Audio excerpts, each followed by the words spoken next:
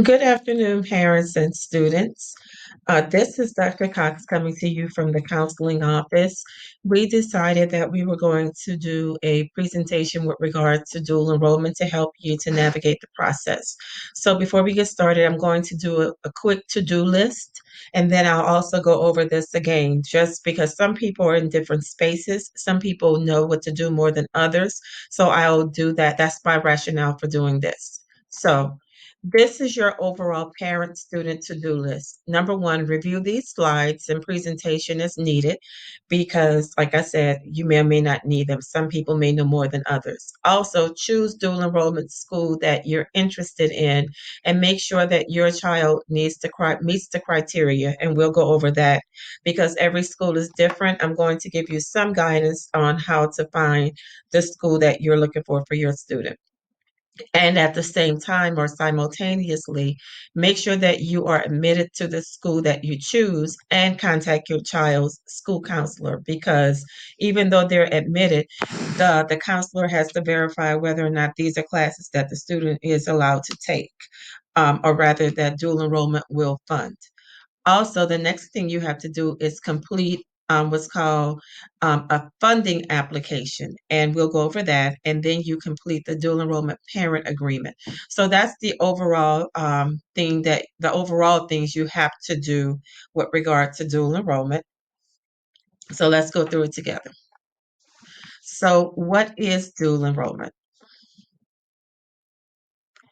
Overall, dual enrollment is, and I'm going directly to the Georgia Futures website because Georgia Student Finance Commission pays for dual enrollment, and the all information with regard to the state of Georgia, what your child qualifies for or whatever, can be found at this website, georgiafutures.org. So, with regard to dual enrollment, let's just go over a few things. Dual enrollment, the program does provide funding for students who are dually enrolled at a participating eligible public or private high school or home study programs because sometimes people ask, can I do dual enrollment if I'm a home study student? Yes, you can, as long as it's an approved home study program in Georgia. And the student is having an agreement between the high school and the participating eligible post-secondary institution in Georgia. These students take classes for credit for high school graduation and home study and for a post-secondary degree, a diploma, or a certificate. It just depends on what the student is taking. The program is offered during all terms of the school year, so students can take dual enrollment credits during the fall, spring, and summer semester, or if depending on the school that they attend, the school may not go by semesters. It may have a fall, winter, spring, and summer quarter. Each school will let you know how this works. So a few other things that you need to know is, as they say here, we understand that many questions exist that high school home study program students and colleges are preparing to register for summer and fall term courses now. Over the coming days, Georgia Student Finance Commission will be working to update all dual enrollment content on this website. And I read that because it's important that you, as a dual enrollment parent and student, that you actually go through this quite often. I'm not going to go over this right now, but I wanted to bring this to your attention, this FAQ about dual enrollment funding. We are going to go over funding. We are also going to discuss the funding cap and a little bit about high school graduation option B. If you're really interested in knowing about high school graduation option B, then you need to um, see me separately. And one very important thing I want to go over or mention to you is if you click here, this is a tutorial of the entire application process, meaning what the students have to do and what the parents have to do with regard to funding, the parent agreement, and the funding agreement. So I'm not going to go back to the PowerPoint, namely because the PowerPoint actually goes to the next slide. Well, actually, I will. Let me do that. So, who is eligible? Okay. According to this, it says this was effective last summer. Students must be enrolled in a physical and physically attending a participating eligible public or private high school in Georgia or an eligible participating home study in Georgia. Now, I do want to clarify that does not mean that during COVID, the student must return to the school. It just means that the student is enrolled in the school. So if you've chosen to remain virtual, that's okay. We're not saying that you have to come back this school year in order to do this in a physical building to participate in dual enrollment. However, you as the parent have to figure out whether or not that school, that college is offering the classes online. So if the college is offering a class face to face, then you have to figure out for your family how you and your child will get there and work that into their schedule. So that's the only thing or the only sidebar I want to mention about physically being present. Next, a student must be approved by the participating high school or home study program at which he or she is enrolled to participate in dual enrollment. So, college admission is just that it's college admission. You have to go through their admissions process, submit your application, not just for dual enrollment, but also for them, the same way you would if you had graduated high school and you were going to college. Next, prior to participating in dual enrollment, as part of the application, the student and the student's parent or guardian must complete the student participation agreement or the SPA. This is electronic. Students prior to COVID used to do this on paper. But with the new system, everything is electronic. A student must have completed the admissions process and been accepted and approved by the participating post secondary institution. Next, all post-secondary coursework must be completed prior to high school graduation or home study completion in order to receive dual enrollment credit and funding. So, let's go on to grade level eligibility because these are the biggest changes that have happened. Okay, it says, as far as 11th and 12th graders, those students are eligible, assuming that they're admitted into the school of their choice. They are eligible, and they may take any approved dual enrollment courses listed on the course directory at an eligible participating secondary institution. It can be a USG or a school that's in the University System of Georgia, a technical college in the system of Georgia, or a private school, but they must be on that list. And I'll go over the list with you also. 10th graders who qualify are only eligible to enroll in approved career technical and agricultural school courses listed on the course directory at a TCSG institution only. So, in other words, if this is a 4-year school and you are a 10th grader, then dual enrollment will not pay for those courses. So, keep that in mind. Also, it says eligible students who have a minimum SAT score of 1200 or a minimum ACT composite score of 26 in a single national test administration may enroll in any approved courses listed on the course directory at a TCSG, USG, or private eligible participating post-secondary institution. So that's the exception for the 10th graders. So whereas normal 10th graders, you only are eligible to normally, I should say, you're eligible for technical schools. If you want to qualify to go to a 4-year school, then you must have that minimum SAT or ACT prior to admission, and then you can go to any of the dual enrollment participating schools that will admit you. And it says, note, Georgia Student GSFC, which stands for Georgia Student Finance Commission, must have the required test scores on file prior to the student completing the dual enrollment funding application and the high school or home study approving courses. So this is very important. Let's just say if you say, oh, well, I'm a sophomore. I want to do these classes in the summer at Georgia State, Atlanta. That's a 4-year school. Then you would have to turn in your SAT scores now, pretty much, to get a 12 and have a 1200 or the 26 they're referring to in order to attend that school. Otherwise, you have to, as we said earlier, attend a technical school.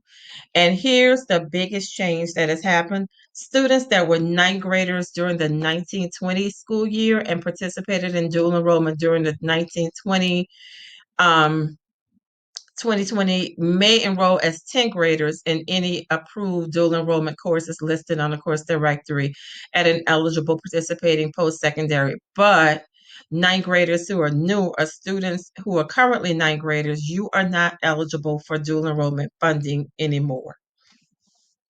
Lastly, also there's something to discuss called public school students pursuing high school graduation with option B. This says that public high school students designated by their high school pursuing high school graduation option B as B2 as of spring 2020 may enroll in any dual enrollment courses at these schools.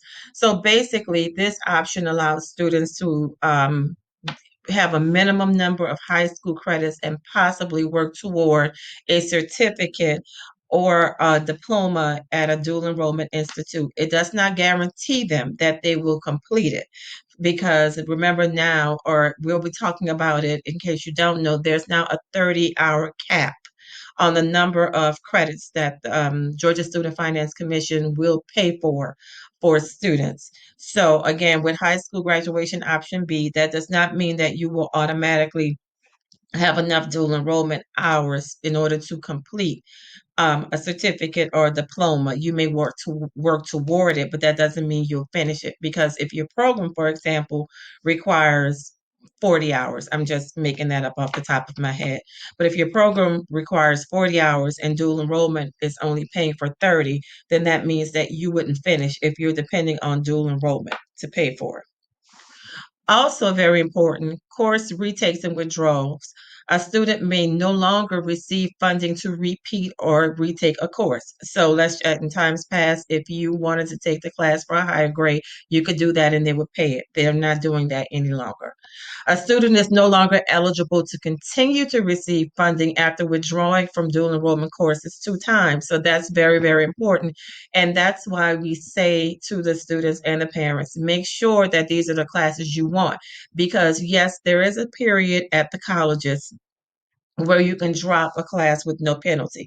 But if you're like maybe 2 weeks, a week or two into the semester and you decide to withdraw, that counts as one withdrawal and it also counts towards your 30-hour funding cap.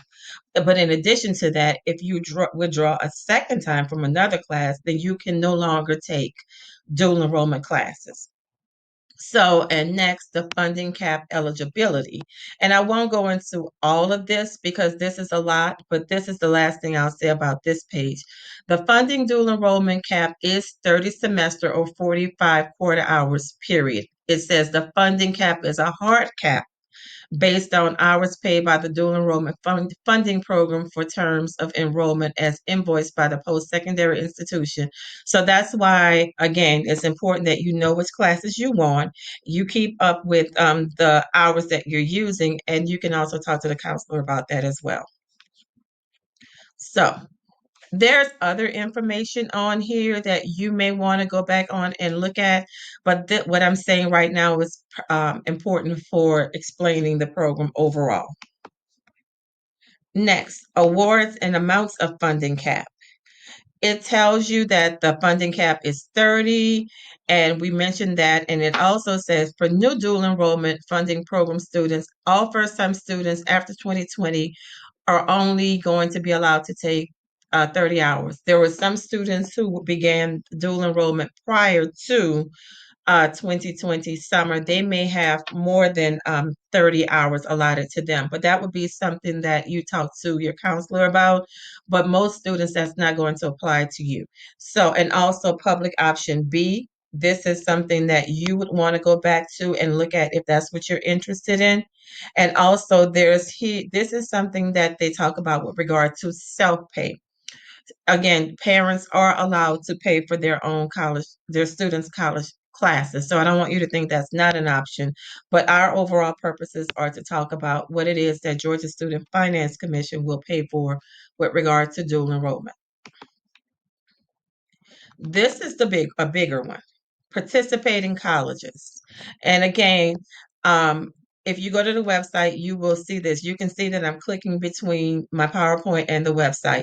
These are the participating public, technical, and private schools. Each school has different requirements. Each school offers different things, and each school's costs a different amount. So you need to check with your school with regard to their qualifications or their requirements for enrollment. Now, this is important also. This is important because this is what's called the course directory. This tells the students who are in dual enrollment classes all of the courses that they can take. Now, I want to point something out very important. Remember when I said that 10th graders taking dual enrollment can only take classes that are at a technical school, and the classes that they take must be of the CTAE type. So students, just like at Stone Mountain High School, you complete a pathway and there may be a CTAE such as engineering, early childhood. You're taking those kinds of electives. These listed here, this is what you can take when you're in the 10th grade when we're referring to CTAE. So when you are admitted, once you're admitted to your school, I'm going to use a familiar one with us. What you do is you would go to the dual enrollment course directory. So let's say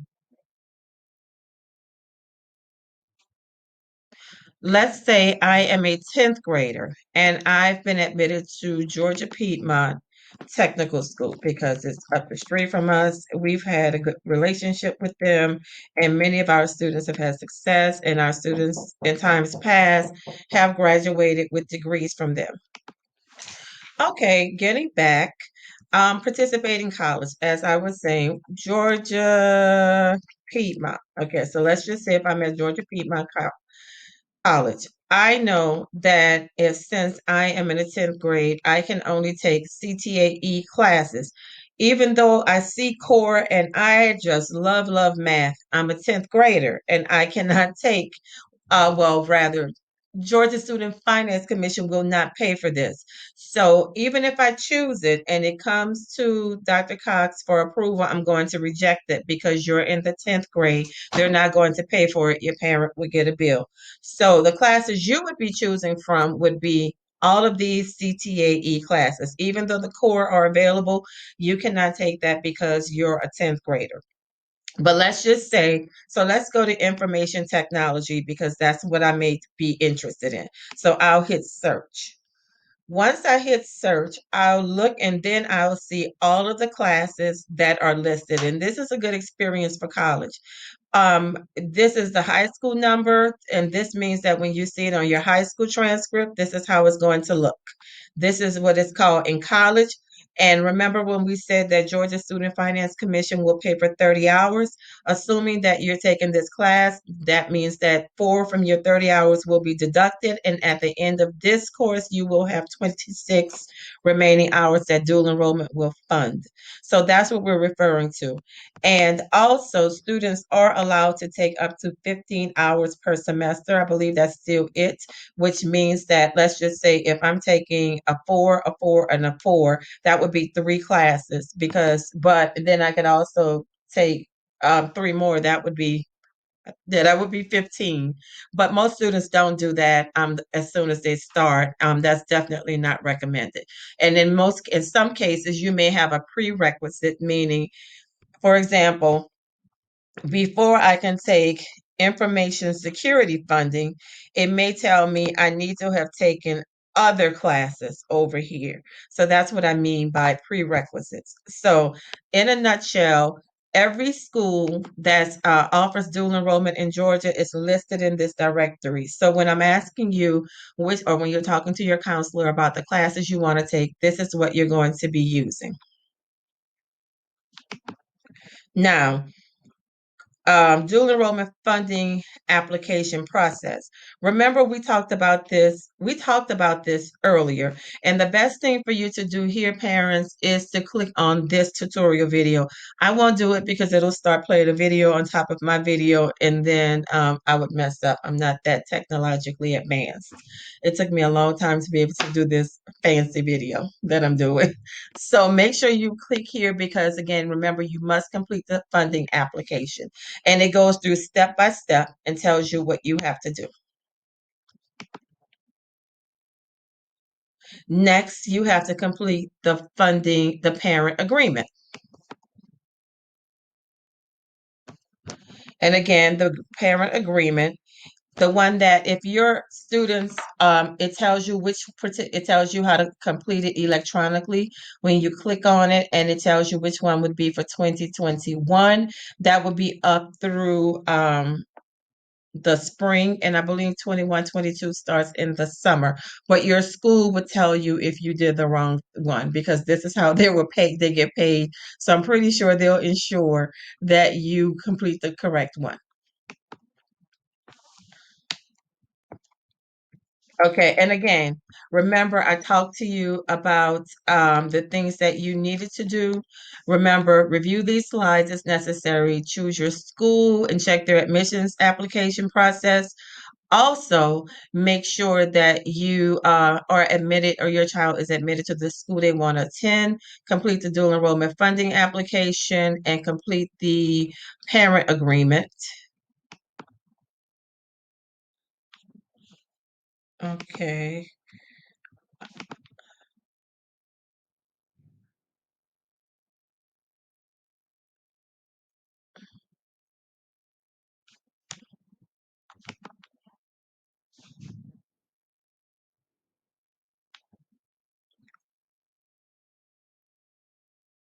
Okay, I wanted to make sure that I was sharing this with you as well.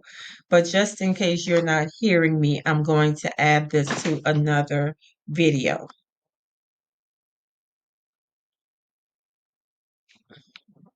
Or rather, I'm going to just go over this with you. No, this is important for me to do now. So hopefully you'll be able to once I share it, you'll be able to still hear me. But these are important deadlines for the students and the parents to know. Dual enrollment admission completion of all documents for the summer of this school year and for the fall of this school year is April 15th.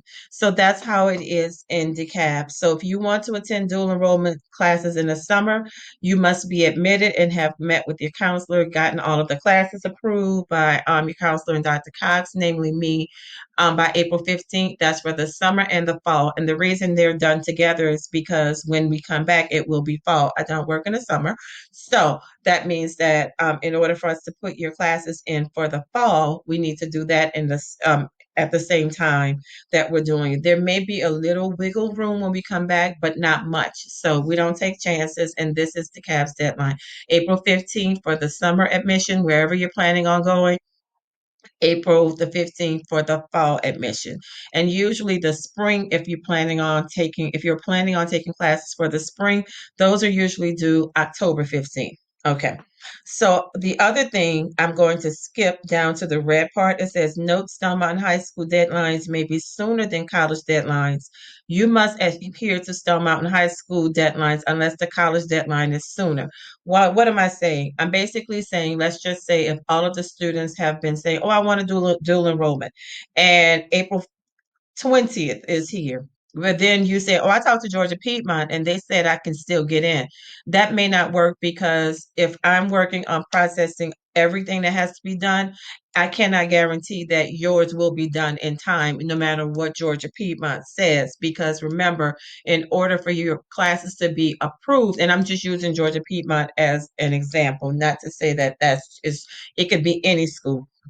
So it is important that even if you happen to walk into whatever school and they say, oh, our deadline for the summer is May 3rd, it's too late for you to attend for the summer because Stone Mountain has to authorize certain things also. Even though you're admitted to the school, the part that pays the funding is at Stone Mountain, and May 3rd is too late because there's a lot of background work that has to be done. So again, that's why we're discussing this part. And I want to show you something. I hope that it works, but if not, I will do this for you later. Hold up. I think I can get it done.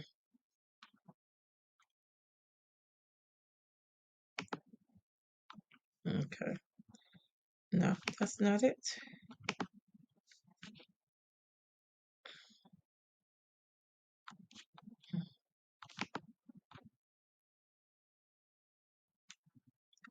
Okay. So what I want to show you is the Stone Mountain contract. This is something else that the students have to do. This is just an example. Because since you're going to be starting in the summer, you'll get this from me or the counselors as well. It says, as a student participating in the dual enrollment program, you agree to abide by the following rules and regulations. Failure to do so could result in disciplinary consequences. This form must be filled in by the student and a parent or guardian before Stone Mountain High School will process your funding app. So even though you may do your funding app on your end and your parent may do it, until I get this back, it'll come to your email. Then we won't go in and approve the classes. Your checking boxes ensures that you understand the importance of abiding by Stone Mountain High School and dual enrollment rules related to your college and university. So most of this is demographic, last name, first name, your DCSD email, um, because this is how we'll communicate, your parents' information and email, phone numbers. And have you emailed a copy of your schedule to Dr. Cox? This is important because students, remember, you're in college, and yes, there's a certain freedom. You may have the opportunity to change your classes. However, if you change your classes and I'm not aware of them and they have not been approved, then your parent may get a bill. So you cannot just do this. This is dual enrollment. Remember, this is being paid for while you're in high school. Now, when you're in college and your parent, you have your scholarship money, your parents are paying for it, that may be fine. But as we said now at the beginning or throughout this presentation, there are certain rules you have to follow by. You can't just start off saying, oh, I'm taking psychology, now I'm doing physics, and assume it's going to be paid for. That's not how dual enrollment works. So that's why we make sure all of the payment, all of the paperwork and everything is together at the beginning. And a part of that is emailing your schedule. And we need your schedule to make sure that what you're saying that you're taking and what we're putting on your school transcript and what's being paid for are the same. So that's a part of how we do checks and balances to make sure things are correct. I also need, the name of your school, and I ask you to list your classes. English, for example, English 1101 would be composition and rhetoric. You'll know that. And then it says, please adhere, number 12, to all deadlines. Do not expect, hope that you can have paperwork completed after a deadline or at the last minute, because that doesn't work in college also. Ask your parents, your family members, college, you have to follow the deadlines. Otherwise, you may not get what you need, or you will be in very, very long lines, or find out that you get to take the 7:30 a.m. classes because you were last minute. Paperwork should be completed in its entirety, including all parent and student signatures or electronic documents required by Stone Mountain High School or your college. Next, it says, complete the funding application on Georgia Future ASAP. Failure to complete the funding application will require your family to pay for your dual enrollment courses and all expenses. This application must be completed at the beginning of every semester. And actually, I'm going to look at that because I think that has changed to every year. 14, register for courses as soon as the registration period opens at your school. I won't know that. Remember, that list is very long. So I don't know when Piedmont starts, when Gwinnett Tech starts, when Georgia State starts, when Georgia Tech, whatever school you're attending, I may not know when there's no way because I don't work for them. So you have to be in touch with their admissions office. Be sure to account for adequate travel time between classes when classes are face to face. So right now, for dual enrollment, many people's classes are online. But if you're going to be face to face, remember that you and your parent have to provide transportation and you have to provide time to be able to travel. Also, another thing that's important for students to know this time is that, well, that's number 16. Number 15, in order to award credit for dual enrollment courses, the counseling office must receive an official transcript from the college at the end of each semester.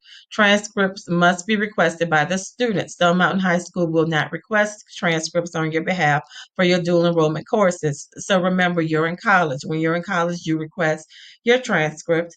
And also number 16, which is very important, note, very important, COVID updates. Students cannot access dual enrollment classes at Stone Mountain High School during the daytime.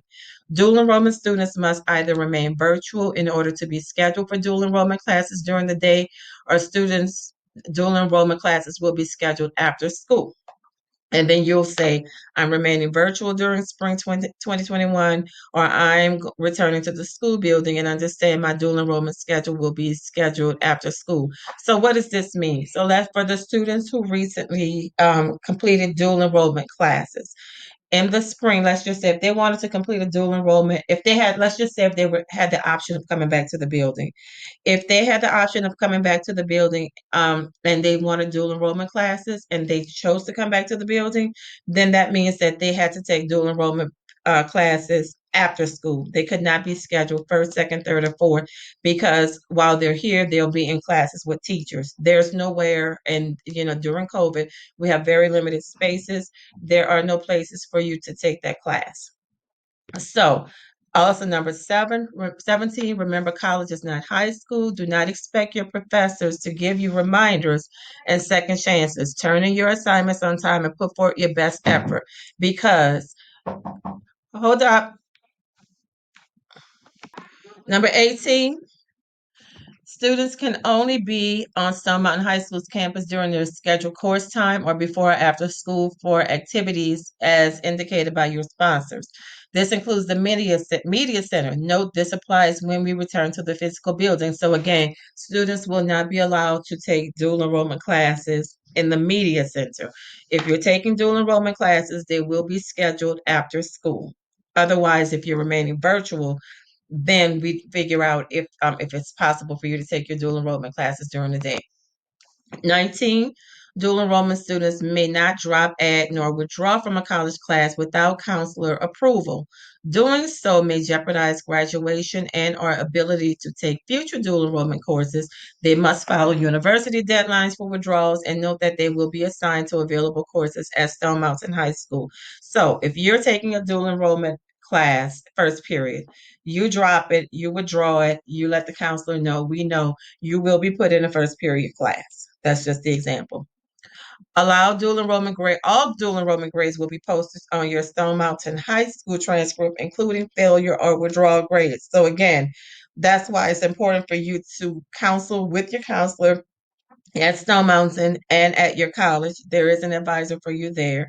You'll have to know who that person is. Once you are admitted, they'll tell you who these people are, and it's up to you as a college student to talk to them. They're different than Dr. Cox, Ms. Harris, Mr. Ben Levy, Ms. Ballum. In high school, it's a little bit different. In college, no, it's a lot different. So you have to do all of the scheduling. 21, dual enrollment students are expected to report to all Stone Mountain High School courses on time.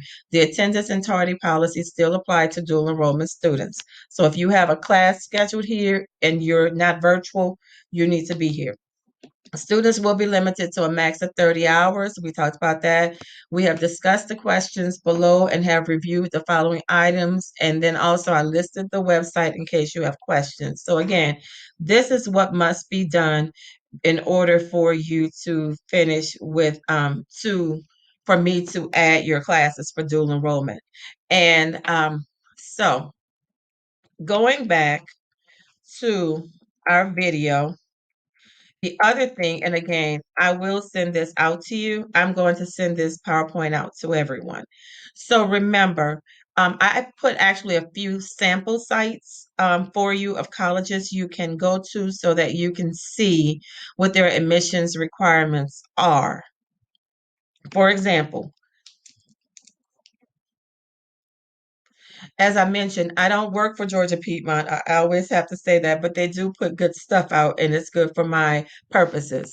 They reference a lot of what happens with Georgia Student Finance Commission, and they also did a very good job of showing or providing a video of their step-by-step process for you, for the parents and the students. So I just wanted to point that out for them. Also, um, Georgia State has the same thing. If you go to their website, it tells you about how to apply for dual enrollment and it gives you their information about dual enrollment.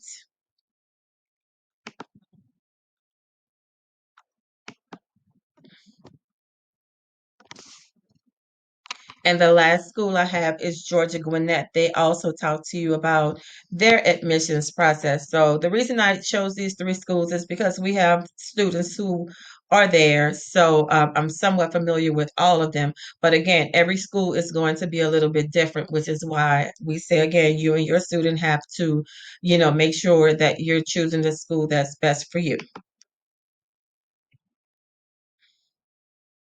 And lastly, best practices, complete items early, do not withdraw without the consent of the counselor. I cannot emphasize that enough. Note this could lead to failing grades on high school and college transcripts because if Georgia Student Finance Commission pays for it, they expect that it's going to be on your high school transcript. That's how they justify paying for it.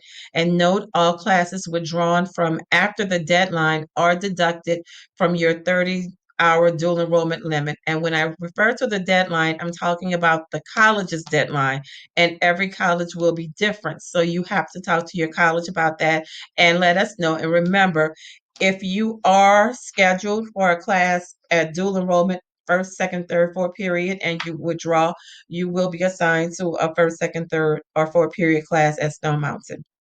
And when in doubt, contact your counselor. So again, thank you, parents and students. I know this was sort of a lengthy video, and I may or may not have answered all of your questions, but we're here for you to answer the rest. So thank you and have a great day.